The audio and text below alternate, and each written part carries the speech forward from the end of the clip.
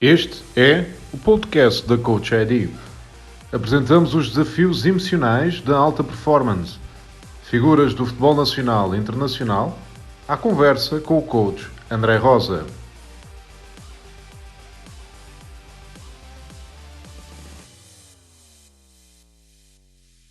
Olá a todos, hoje temos como convidado o Mister José Peseiro, que teve passagem pela União Desportiva de Santarém, Clube Oriental de Lisboa, o Nacional da Madeira, o Sporting, o Vitória de Guimarães, Sporting Clube de Braga e o Futebol Clube do Porto.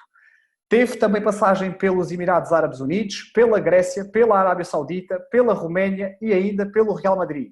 E, recentemente, foi selecionador da Venezuela. Mister, muito obrigado por estar aqui connosco neste episódio e eu queria começar com uma pergunta que é: no que é preciso acreditar para se ter este currículo? Muito obrigado pelo convite. Esqueceste aí do União de Montemor, que eu treinei também na divisão, mas pronto, em tantos clubes é normal que algum falhe. É preciso acreditar nas competências que tem, é preciso testar-se. E no princípio da minha carreira, antes de começar a minha carreira, eu era jogador de futebol e quis ter uma carreira de treinador. Por isso, quando fiz a licenciatura de Educação Física, escolhi a opção de desporto, a especialidade em futebol, e depois ir acumulando competências.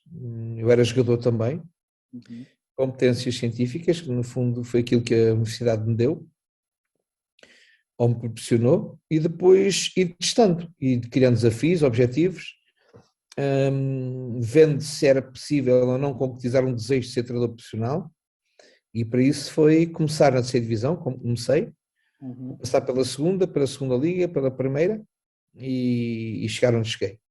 Fundamentalmente foi a sensibilidade, o interesse, a motivação de treinador de futebol, e acho que nisso nós portugueses temos sensibilidade para o jogo.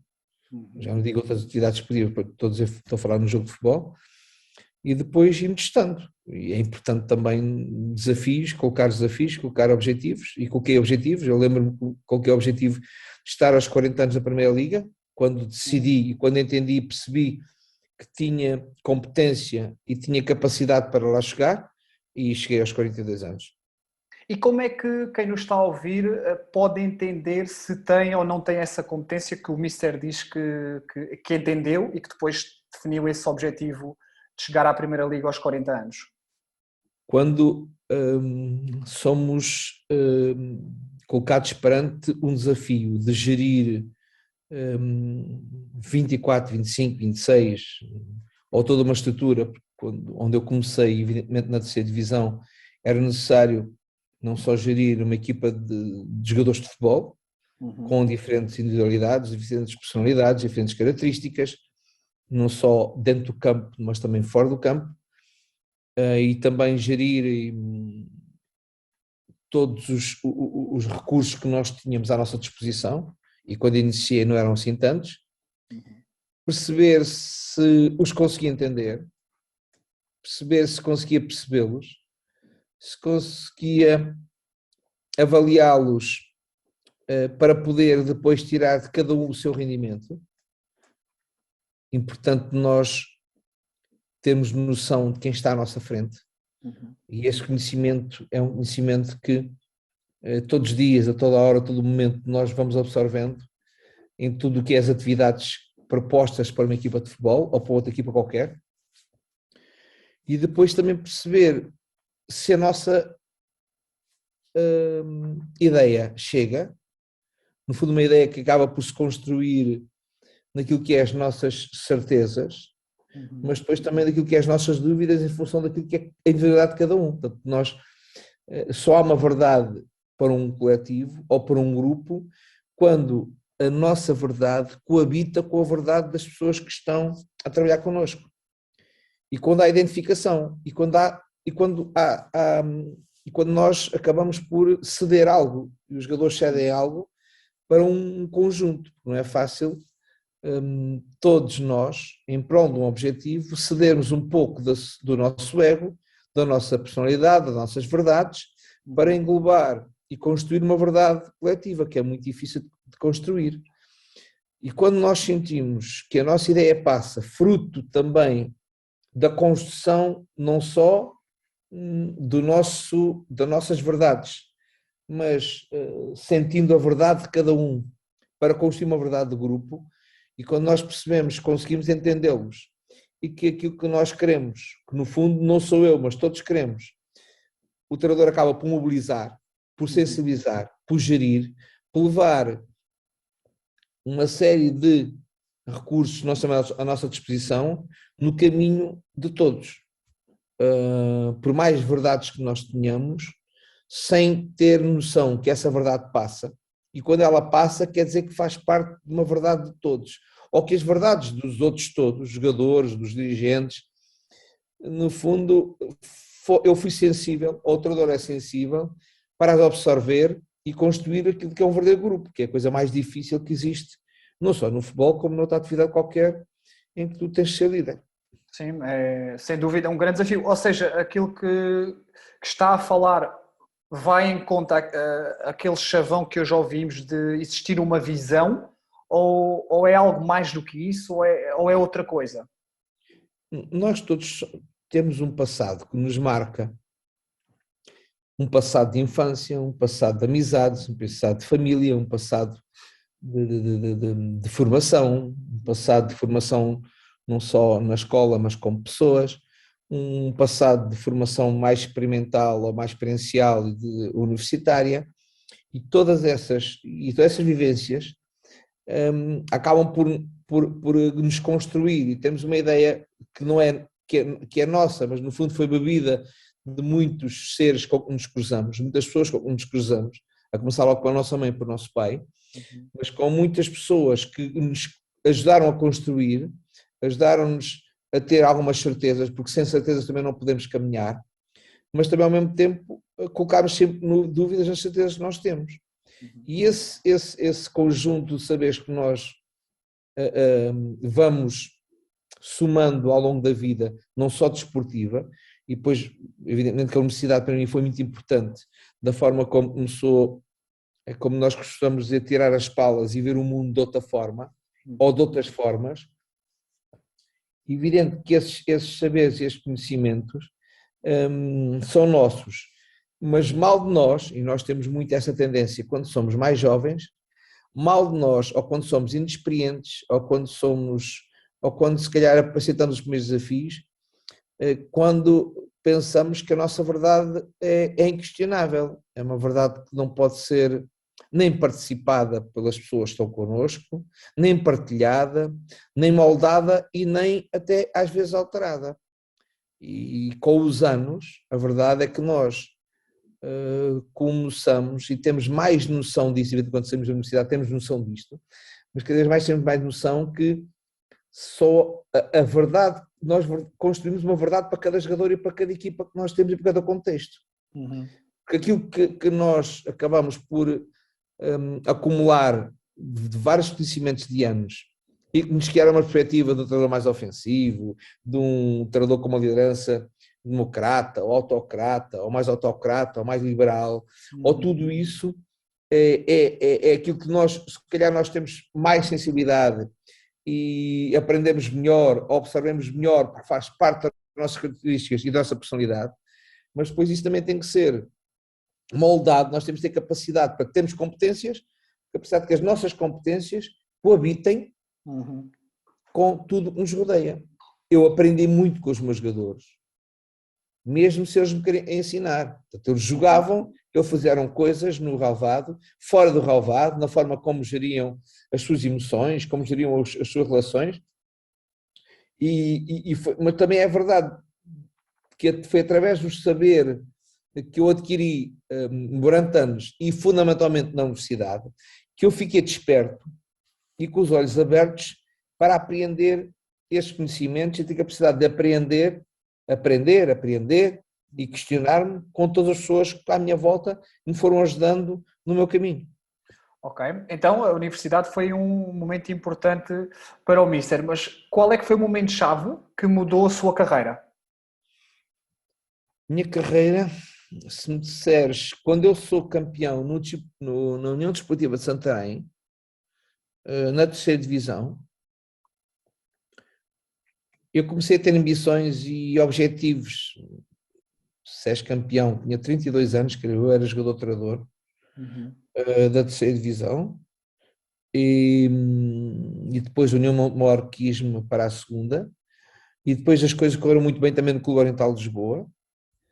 No Clube Oriental de Lisboa estive 2 vezes para subir à segunda liga, e há um momento que eu percebo, eu acho que sou capaz, eu acho que tenho condições e capacidade para levar os meus jogadores a jogarem ao seu nível, ou às vezes mais, não estou a dizer todos os domingos, mas num ano, numa época, eu tenho capacidade para poder construir em cada um e na equipa uma capacidade vencedora, de jogarmos à forma como nós gostamos de jogar, ou como nós podemos estar adaptados em função da individualidade de cada um a jogar, e isso deu-me confiança e ambição e motivação para procurar um projeto mais perto dos objetivos que eu queria. E foi aí talvez que eu disse, eu quero estar aos 42 anos na Primeira Liga.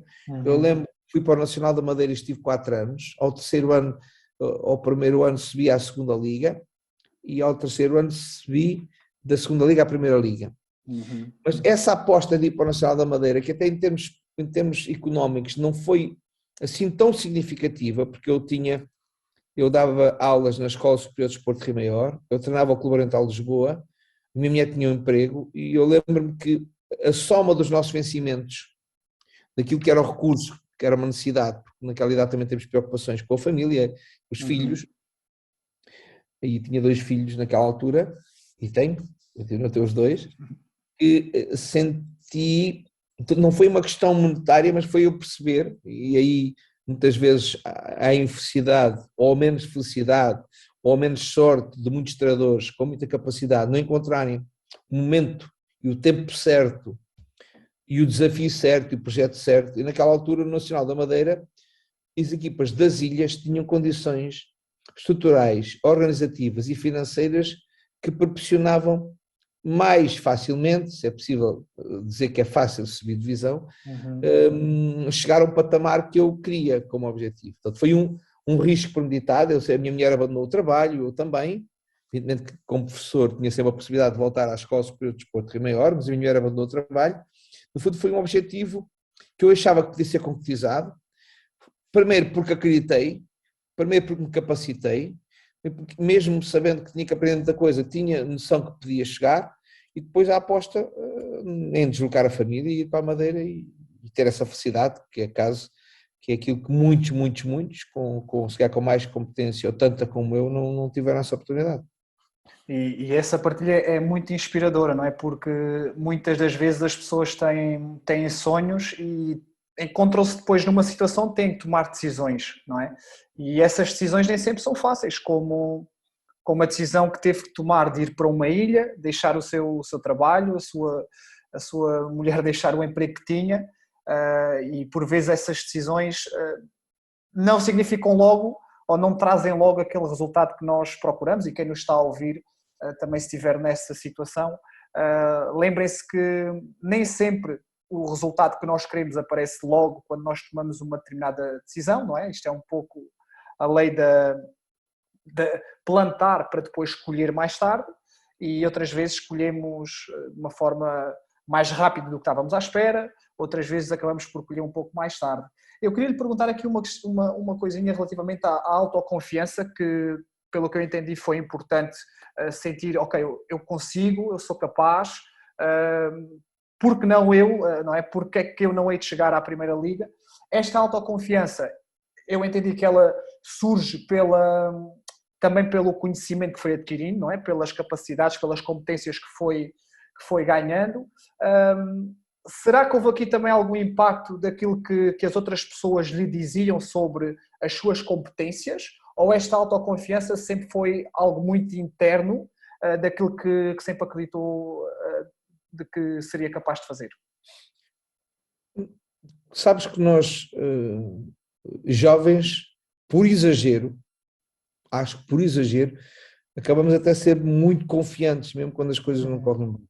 Eu acho que uma coisa que a juventude tem, que depois acho que se vai esbatendo, é a capacidade de nós prevermos e ambicionarmos e termos ambições no futuro, muitas vezes sem querer voar, sem ter nenhuma asazinha, nenhuma pena para voar. Uhum. Eu acho que isso é, pelo menos na minha infância, eu acho que neste momento não é fácil ser jovem, não é fácil ser jovem numa cidade em que nós vivemos. Na minha era mais fácil, creio, com menos mordomias, com menos estudo neste momento, com menos acesso ao conhecimento, com menos acesso a tudo. Mas a verdade é que tínhamos essa ambição, essa confiança, e eu tive sempre isso. Há pessoas que podem não ter, eu tive sempre essa confiança. Evidentemente, tudo o que é os resultados positivos que vamos conseguindo conquistar. E depois, aquilo que são as críticas que ajudam muito. E a verdade é que eu lembro que uma vez, estava no Clube Oriental de Lisboa, estávamos na segunda divisão e viemos jogar com o Sporting para a Taça de Portugal. Uhum. E nós empatámos 3 igual, estás ao Alvalade. E eu, uma característica minha, e naquela altura se calhar ainda até mais ousada do que depois com a idade vamos tomando outros caminhos, ou caminhos um pouco diferenciados, buscando também aquilo que é a exigência do mundo, que é o resultado. A verdade é que chegámos ao Alvalade e quisemos pressionar alto, e jogar no campo todo, aquelas coisas todas que neste momento se fala muito, e nós empatámos 3 igual a 4 igual. Levámos a Taça de Portugal para casa. Incrível. Isso marcou muito, porque a crítica foi extremamente amiga, entre aspas, acho que nós merecemos também, da forma como nós marcámos 4 gols em Alvalade e da forma como nós jogámos, ou 3 gols, já não sei bem, não me lembro bem, foi 3 igual a 4 igual.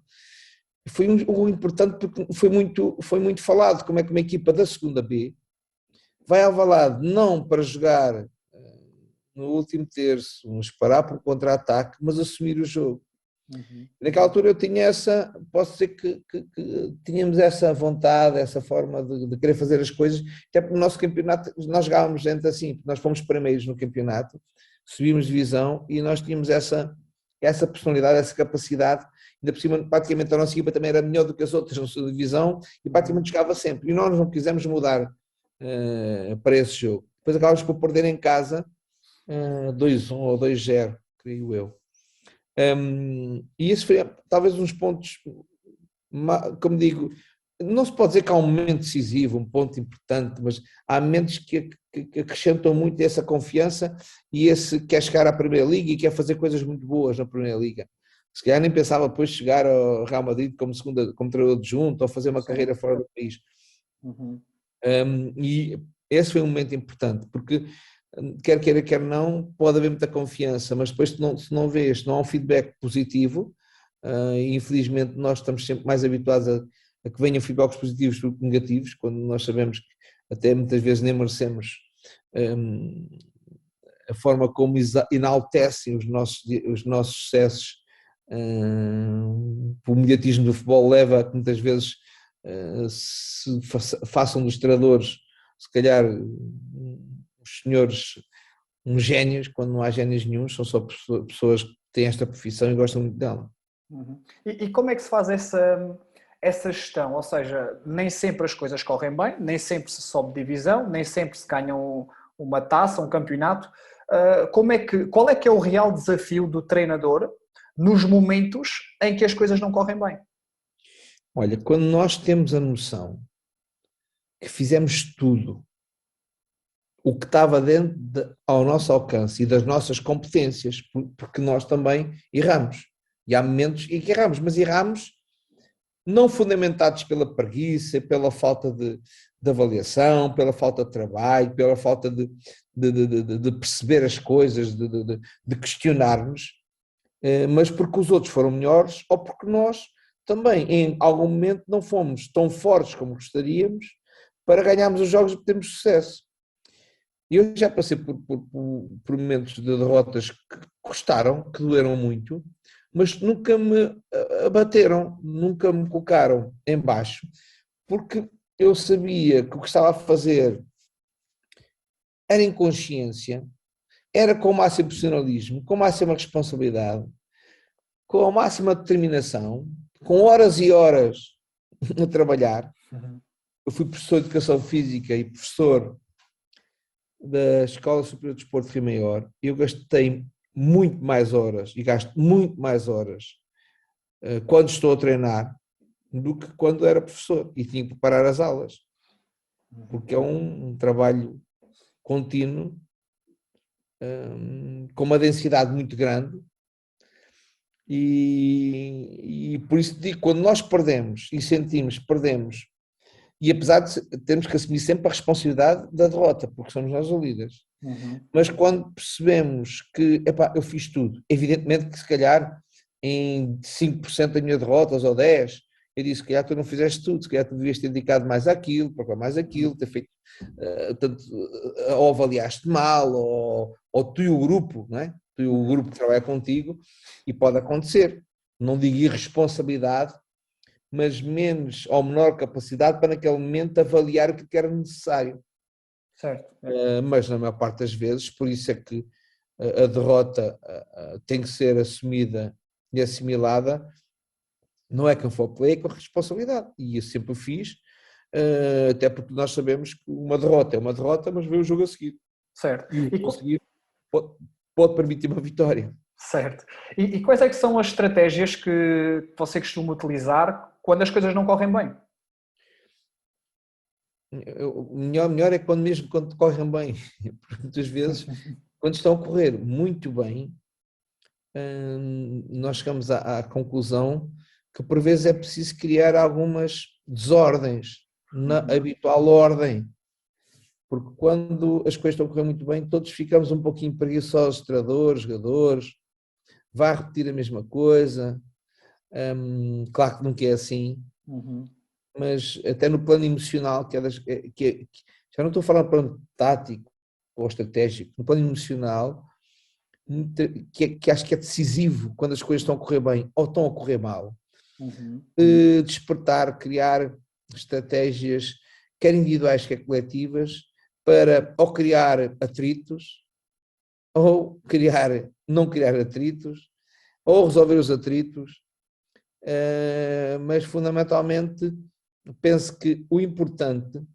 é, e no plano emocional é decisivo, é acreditar no que nós estamos a fazer. E quando não estamos a acreditar, muitas vezes nós mudamos algumas situações de treino, alguns planos de jogo ou estratégias, não porque procurar a sorte, mas porque o estado anímico dos jogadores, por mais que tu tenhas uma conversa, tenhas uma palavra, por mais que tu que estudes a individualidade para perceber, porque há uns são mais reativos ou menos reativos à derrota, à vitória, uns recebem melhor o feedback positivo, outros o feedback negativo, outros gostam mais de assumir, outros desculpam-se mais com tudo, outros não desculpam com nada, outros interagem, outros sempre são capazes de ter capacidade para perceber e dizer-me isto, se calhar é melhor assim, tem essa capacidade. E a situação é que muitas vezes o treino é decisivo para tudo. E o treino, nós podemos, e às vezes devemos, e outras vezes até não queremos, mas é melhor fazer, alterar alguma das coisas que nós vamos a fazer para criar esse clique mental, esse clique emocional. E tu sabes que há várias situações de fazer, situações de treino, exercícios de treino, que levem a melhorar os níveis de confiança, por exemplo. Tu tens um exercício de posse de bola, tu tens andas com tens derrotas que te andam a minar os níveis de confiança dos jogadores e teu. E tu queres alimentar e proporcionar experiências mais positivas durante a semana para eles, no fundo, retomarem, reconquistarem. Claro que nós sabemos que a vitória é que dá confiança, mas em cada ação, eu fui também avançado, em cada ação que tu cumpres e cumpres e tentas fazer no treino, se tu tens sucesso nela, evidentemente que as coisas ficam mais fáceis, acabas por te a ser qualquer ação que te conforta. Então, quando estás mal, qualquer ação de sucesso conforta-te muito. Quando nós damos mais espaço para se poder jogar e perder-se menos bolas e ter mais sucesso às ações que tu tens de jogo, qualquer uma, recepção, passe, o que for, finalização, essas situações, tendo mais sucesso nelas, quer dizer que há menos gente, menos hipóteses de perder a bola, mais hipóteses de fazeres golos, tudo isso, facilitadoras, isso permitem a melhoria dos níveis de confiança, que são determinantes, mais determinantes de qualquer outro aspecto, na minha opinião. Sim. É um jogo tático, mais eu digo que a determinante é tático emocional. Eu acho que o físico nisso muitas vezes é alguma coisa que pode-se passar ao lado. Sim. E como é que o Mister faz, por exemplo, que também acontece, não é? Os momentos onde o próprio público não está do lado da equipa, ou seja, quando existem aqueles momentos de maior tensão, de subiu aos jogadores, qual é que é o papel, qual é a importância, ou melhor, a importância é muito grande, não é, do treinador, mas o que é que o treinador pode fazer nessas situações para tentar, de certa forma, aliviar ali um pouco o que está a acontecer à volta dos jogadores? Há uma coisa que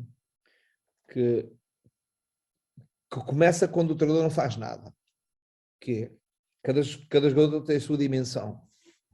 E há jogadores que não sentem pressão nenhuma, mas também esses às vezes não têm responsabilidade nenhuma. Quanto mais aqueles jogadores que não sentem pressão porque erram, também são aqueles que são menos responsáveis quando assim se exige. E nós temos isso, não é? E temos até podemos caracterizar alguns países em que alguns países eles são pouco responsáveis, mas depois no momento do aperto são aqueles que conseguem jogar melhor. Ou seja, eu costumo dizer, aquele jogador que consegue jogar com pressão do adversário e do público e consegue jogar bem, é o melhor jogador. E isto é uma questão de como costumo dizer, de experiências. Ora, evidentemente que um treinador não pode estar à espera de fazer 20 jogos com o público contra para poder dizer que os jogadores estão a crescer. Há estratégias que nós estabelecemos, não só no treino, aumentando os níveis de pressão sobre algumas situações, apesar de saber que é a única situação do público. Portanto, nós não podemos pôr um público num treino, se calhar qualquer dia vai-se fazer isso, para poder ter simular, já simula algumas coisas, para termos uma reação. Mas há uma coisa que é importante, é que nós dirigimos os jogadores para aquilo que é importante, é a tarefa, mais importante do que é a tarefa e o cumprimento das tarefas e a relação que estabelece com os jogadores. Quanto mais tens pressão, e do público mais ainda, porque existem clubes muito impressionantes, por isso é que há jogadores que não podem vestir ou seja, não é qualquer jogador que veste a camisola dos grandes, porque alguns já têm essa capacidade absorvida, não só porque geneticamente já são mais determinados para isso. Ou seja, as camisolas pesam mesmo, não é? Pesam mesmo, mas por exemplo, quando nós dizemos que porque é que os jogadores brasileiros sentem menos isso? Porque os jogadores brasileiros já nos estaduais jogam contra as grandes equipas, não é? Portanto, e também eu acho que cada vez mais, e com a sociedade que vivemos e com a juventude cada vez é mais atrevida, os miúdos são mais atrevidos, os miúdos da atual sociedade também já não se deixam muito molestar, pois tem a ver com a capacidade de cada um, quer dizer, o músculo não é igual, o coração não é igual, mas também a mente também não é igual. Capacidade de decisão, capacidade de decidir com menos tempo, com menos espaço e com mais pressão também não é para todos, por isso é que alguns chegam a jogar nas melhores equipas do mundo e outros não. Evidente que utilizamos estratégias também, como digo, também como podemos nos exercícios encontrar situações facilitadoras, também podemos encontrar, para colocar esse lado maior de constrangimento sensorial para a execução, não é? Mais rápidas, mais densas, com mais intensidade, com mais pressão, para eles poderem encontrar no exercício situações diferenciadas de treino, com redução de espaços, com redução de jogadores, tudo isso para poder capacitá-los a jogar com climas adversos, que pode não ser o público, mas é um clima adverso. Sim, sem dúvida. E eu agora estava aqui a lembrar-me de uma coisa, o Mister gosta de tauromaquia, não é? Tem aqui uma paixão por essa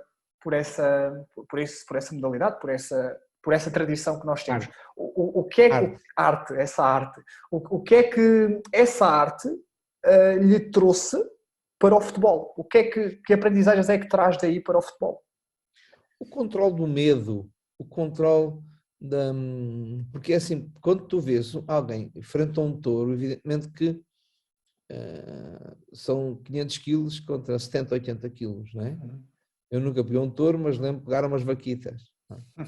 É o controle do medo, é a capacidade de estar parado e não mexer os braços para o touro que está ali, que não é inimigo, mas é um amigo que se tu te acopulas, para não desviar a cara e te bater no sítio onde não é correto, porque se tu deixas os braços fechados e mantens a tranquilidade, a sanidade e a confiança, ela vem-te bater mesmo na tua barriga. Só não vai bater na tua barriga se tu dás qualquer sinal e ele desvia o seu olhar e acaba por te bater no sítio, não é o sítio certo. Isto na melhor das hipóteses, porque há atores mais complicados. No fundo aquilo é um desafio, eu lembro na minha juventude, o desafio que nós tínhamos era pegar uma vaca. Na minha altura, na minha terra, portanto, rural, isso era a afirmação também de nós, enquanto agora se calhar a afirmação de cada um é fazer outra coisa, até muitas vezes que não é normalmente aceito numa sociedade, cada vez vai mais nesses caminhos. A afirmação para nós no dia-a-dia em Cruz era jogar a bola, no Crescente, jogar bem, porque não havia mais atividades, era depois pegar uma vaca, uma novilha, havia muitas ganadarias, no fundo para te afirmares, nós como jovem temos necessidade muito de controlar os nossos medos, mostrarmos que somos valentes, mostrarmos que somos audazes, mostrarmos que podemos dar uma coisa de jeito, até porque achamos que é por essa forma de fazer as coisas que alguém gosta de nós. Nós gostamos do carinho, do amor, da consideração, e essa era uma forma que nós encontramos para fazer. Não é muito similar ao futebol, porque o futebol não tem perigo assim algum como tem as corridas de touros, mas, como digo, eu escolhi o caminho do futebol, podia ter sido, e acho que fiz bem. E pegando aqui, nós temos estado a falar muito do futebol e quando há jogos e todas estas dinâmicas a acontecer, e quando não se está a treinar, quando não se está no ativo, ou seja, quando não se está a treinar um clube, quais é que são os desafios mentais do treinador? Olha, é preparar-nos, não é? Ou seja, eu gosto de ver futebol, mas o futebol é redutor se nós olharmos sobre o futebol. Eu gosto de ver e avaliar e perceber tudo o que passa à minha volta. Gosto de visitar, gosto de viajar muito, gosto de conhecer outras sociedades, outros países, outros contextos. Gosto de conviver, gosto de falar, gosto de partilhar conhecimento, gosto de aprender com muitas pessoas e tu sabes que o melhor que nós temos na vida é ter alguém que pode partilhar connosco as suas experiências. Como? Falando. Quando tu falas com alguém que tem uma experiência de 40 anos ou 50 anos, outra coisa qualquer, em outra atividade qualquer, e ele, que no fundo eu teria que viver 50 anos dele para sentir aquela experiência, ele me explica, evidentemente que isto é muito enriquecedor. Não é? Eu gosto de saber de tudo, gosto de saber da agricultura, gosto de saber da tua atividade. Tenho amigos meus que trabalham nas atividades, eu gosto de falar com eles sobre atividades, para saber como é que se faz, como é que é. Ainda há pouco tempo fui à Alzíria, alguém me convidou para ir à Alzíria do Tejo, ver o sistema de irrigação. Como é que eles, portanto, utilizam a água do Tejo para irrigar os hectares e hectares e hectares de culturas. Isto é um exemplo. E fui com vários amigos em 2 carrinhas e fomos ver como se faz.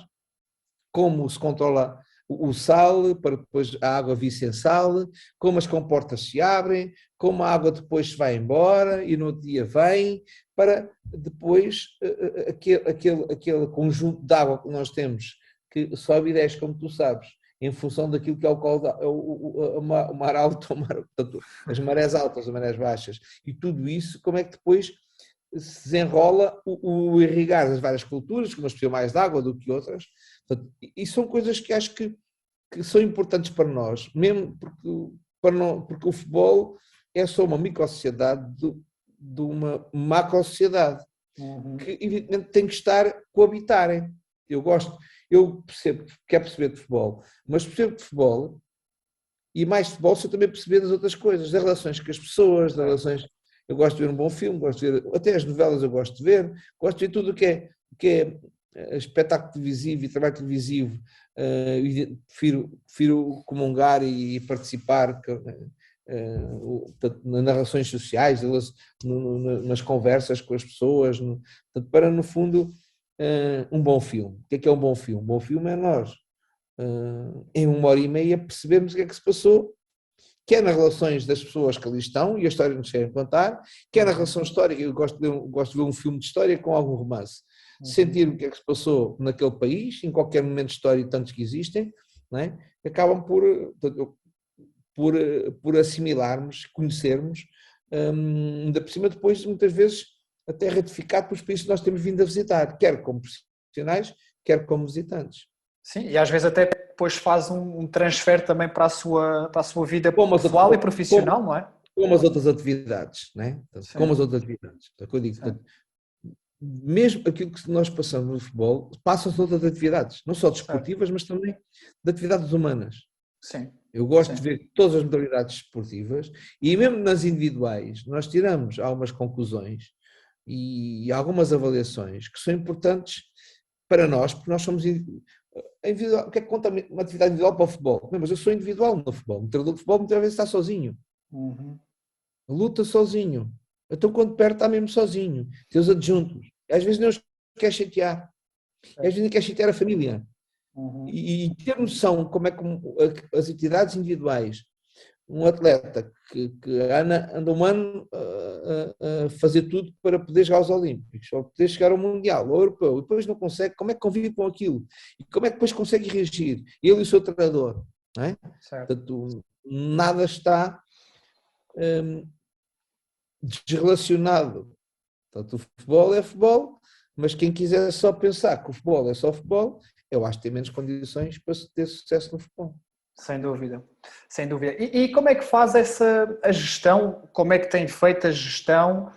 Quais é que são os desafios que lhe aparecem sempre que tem um convite para treinar fora do nosso país, como já teve aqui imensas experiências? Quais é que são os desafios que surgem para um treinador? Olha, muitas vezes é a questão económica que nos mais... Em algum momento foi a questão económica. Outros momentos também a vontade de querer conhecer a realidade. Outras vezes conta mais o sucesso esportivo, a montra. Mas no fundo é um conjunto das situações todas. Tal como eu abalei do continente para a Madeira, também abalei muito cedo de Portugal. Portanto, eu tenho anos de carreira e não tenho muitos jogos na Primeira Liga, porque sempre andei fora. Porque gostei, acho que nós também os portugueses somos um povo de imigração, porque gostei, porque gosto de confrontar-me, gosto de conhecer, gosto de me estimular com situações diferenciadas, com textos diferenciados, apesar também, quando nós treinamos aqui uma equipa a norte ou a sul, ou mesmo do norte, são dois contextos diferentes, nunca é igual. Mas sempre tudo se conta. Houve alguns momentos que foi a questão económica, penso que é redutor dizer isso, mas é verdade. Foi questões, não, de independência. Houve uma altura em que, até porque alguns conselhos, alguns amigos meus, treinadores de grande nível, que tinham boas vidas, a independência é importantíssima. Seja independente. E houve uma altura que eu quis ser independente, então vou conseguir trabalhar em locais ou em clubes em que eu possa ter independência, para depois poder decidir. Se calhar fiz mal, porque se calhar se eu em vez de procurar naquela altura a independência, tenho procurado construir uma carreira mais sólida em Portugal, se calhar tinha feito melhor, mas não estou arrependido de ter feito isso. E tem a ver com, por exemplo, neste momento, a vontade de estar noutros continentes, noutros países, sabendo mesmo que tu nunca vais encontrar fora da Europa, claro, se dissermos nos Estados Unidos, talvez na Ásia, lá para o lado das Coreias e Japão, também talvez, mas não tens um contexto tão favorável em termos de estruturas, em termos de organização, como tu encontras na Europa, mas isso não quer dizer que seja uma coisa uma coisa que nos impeça desses riscos, como eu tive na Venezuela, por exemplo. Sim, sim, sem dúvida. Na Venezuela deve ter sido uma bonita aventura, não é? Tem-se alguma história caricata que possa partilhar na Venezuela ou noutro país qualquer? Eu tinha muitas histórias caricatas, até porque eu fiz, ainda há pouco fiz aquele programa do Sagrado Balneário para o 11 e contei uma data de histórias. Não, é só, há umas conclusões, é importante nós conhecermos a realidade. Uhum. E não pensarmos que somos os donos da verdade. Porque nós chegamos em países desses que têm menos organização, menos estruturas, menos capacidade de ver o fenómeno como nós vemos, e para nós pensamos que aquilo é tudo, nós somos, ninguém vê nada disto, nós é que vemos. E muitas vezes somos levados a minimizar aquilo que é o desenvolvimento e aquilo que é a realidade de cada um. Porque cada país e cada sociedade tem o seu estágio de desenvolvimento. E nós, muitas vezes, até levados pela orientação do mundo ocidental, Estados Unidos e Europa, nós queremos que os outros andem à velocidade que nós temos. Uma coisa que é impossível. Porque aquilo que eu conheço do jogo e do treino e da organização, e comecei logo a ver isso quando fui para a Arábia Saudita, eu não posso mudar algo que está a 180 graus de mim e vir para cá. Certo. Eu posso aportar, e eles querem que nós treinamos nesses países para aportar algum conhecimento, alguma realidade, alguma coisa que no fundo que eles sabem onde é que está a evolução do futebol, onde é que está o futebol mais envolvido, mais organizado, onde há mais conhecimento. Mas depois nós muitas vezes somos levados quase a pensar que aquilo é tudo gente ignorante e que nós é que sabemos tudo, quando no fundo eles sabem melhor que nós, porque eles sabem que a realidade tem e o que é que se pode acrescentar a cada dia para eles serem melhores, e não acrescentar um moitão de evolução quando é impossível chegarem ou poderem evoluir em tão depressa ou tão rápido, ou pelo menos modificarem-se como nós queremos. Certo. Aceitar a realidade dos outros, aceitar a diferença e perceber que as ideias que tu tens podem ser compatíveis com o estado de evolução daquele futebol, daquele país, é das coisas mais importantes quando nós saímos do nosso país. Isso eu aprendi muito com os países que passei. Ou seja, é quase como que colocarmos nos sapatos do outro país, não é? E é isso mesmo, nos sapatos. Claro que, evidentemente, se o sapato está roto, nós temos que fazer tudo para que o sapato, cozer o sapato, ajudar. O que nós queremos é ajudar, não é decidir, é ajudar. Sim. Não é rasgar mais o sapato que tem um buraco. Não, muitas vezes podemos ter decisões em que, em vez de ajudar a tapar o buraco do sapato, é rasgar o sapato todo. É mesmo, boa. E o Mister tem algum mentor, alguma inspiração, alguém onde tenha baseado aqui alguns dos seus princípios de vida, de treino? Muita gente, muitos colegas meus, de muitos jogadores meus, de muitos professores meus, do meu pai, da minha mãe, dos meus irmãos, tanta gente. Não quero personalizar em ninguém, mas muita gente. E muita gente me ensinou muita coisa.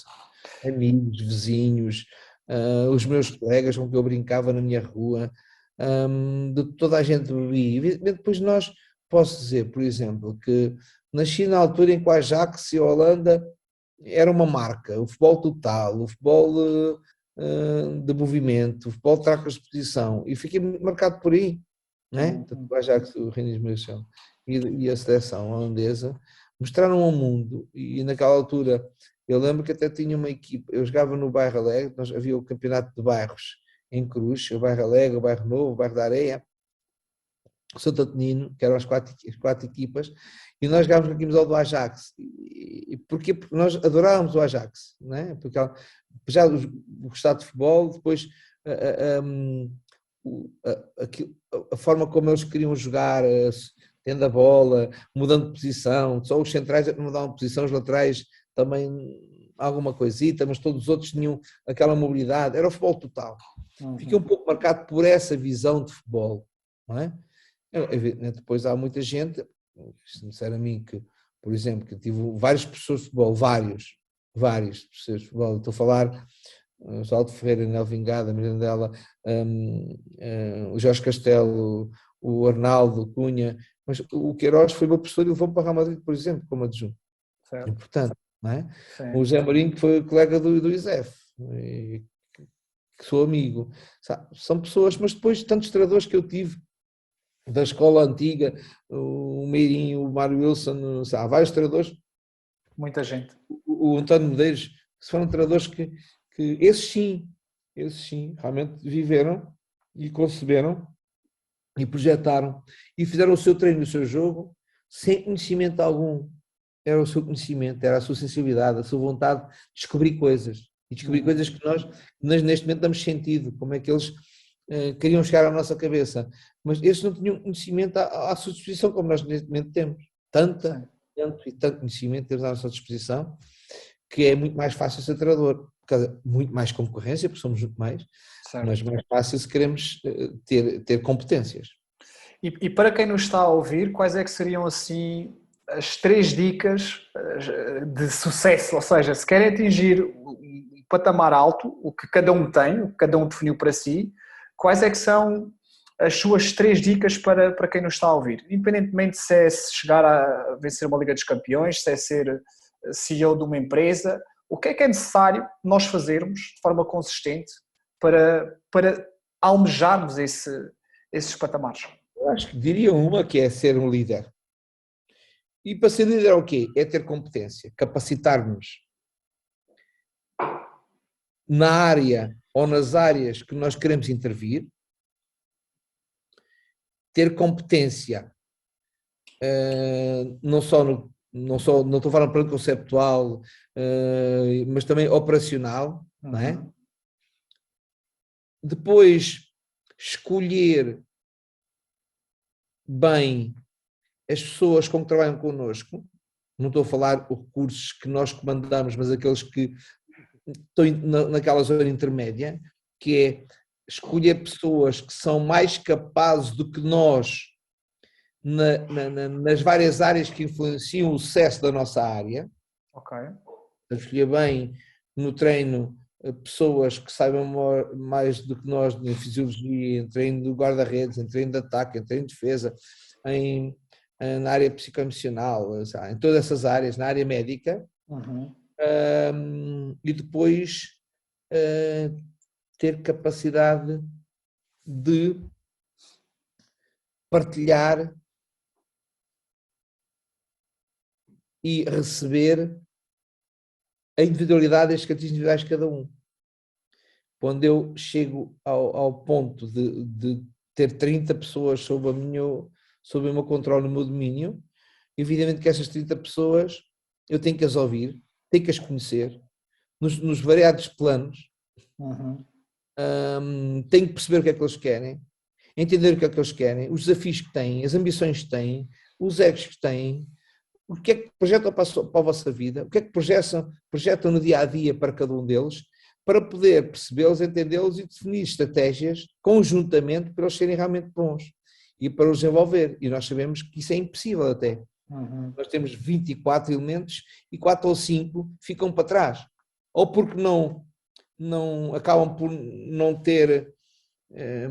os conhecermos bem, ou eles não perceberem bem o que nós queremos. Mas quando isso em 24 a 25 são 4 é bom. Agora, quando é 20, nós somos despedidos rapidamente. Não chegamos e não conseguimos fazer deles os jogadores que realmente têm capacidade para ser e não podemos fazer deles a equipa que nós gostaríamos e que estaria ao alcance deles. Sem dúvida. Mister, tínhamos aqui tanta pergunta para fazer, já estamos aqui mesmo a entrar na parte final. Tenho aqui uma dinâmica que se chama Minuto Extra. O que é isto? Durante 1 minuto eu vou-lhe fazer perguntas fechadas, ou seja, de resposta sim e não. É como se fosse aqui o tempo adicional deste jogo que nós estamos aqui a fazer.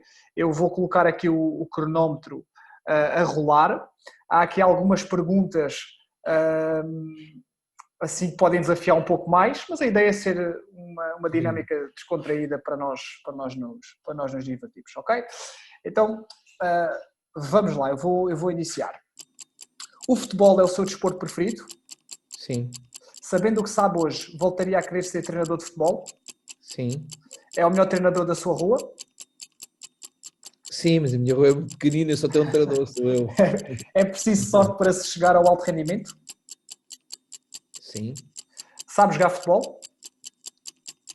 Sim, não ao nível daqueles jogadores que eu treinei, mas ao nível que eu joguei, sim.